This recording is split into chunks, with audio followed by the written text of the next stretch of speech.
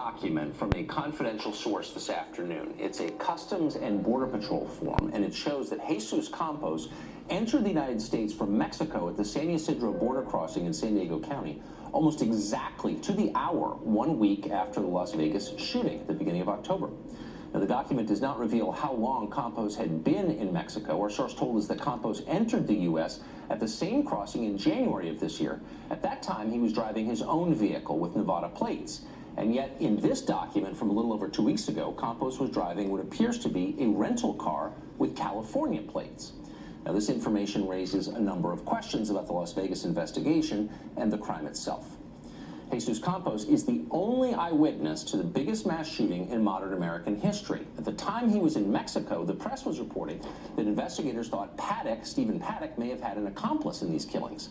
Why did authorities allow Campos to leave the country just days after the shooting while the investigation was still chaotic and, of course, ongoing?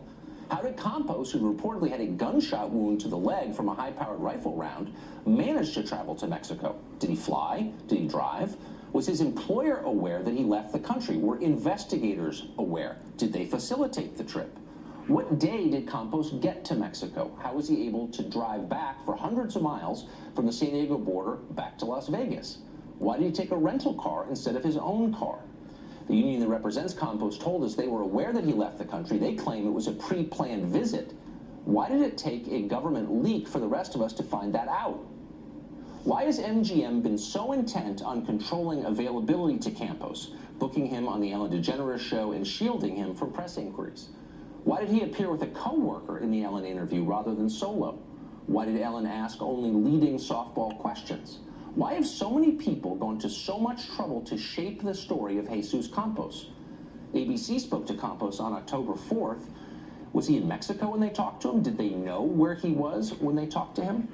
What do we actually know about Jesus Campos? For example, is he really a licensed security guard? We checked today, and it turns out he's not registered with the state of Nevada's Private Investigators Licensing Board. Confused by this, we called the Clark County Sheriff to find out what license is required to be a security guard at a Las Vegas casino. The Sheriff's office refused to tell us this. Jesus Campos is a victim, the spokesman said. We don't speak about victims. Naturally, we repeated the question. He became angry, he started yelling, and ultimately hung up on us. Which raises the question, why won't authorities answer basic questions about Jesus Campos? And here are a few more. Does Jesus Campos have a criminal record? Not attacking him? It's an honest and obvious question. What exactly did he do for the hotel? Had he ever had previous contact with Stephen Paddock? How exactly was Campos injured? Countless press reports claim he was shot in the leg with a rifle round from an AR-15 style rifle, probably a NATO 5.56 round. That bullet travels at 3 times the speed of a handgun round. It could easily destroy a man's leg and often does.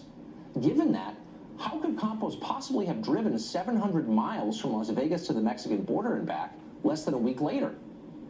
And then there's Stephen Paddock, the shooter.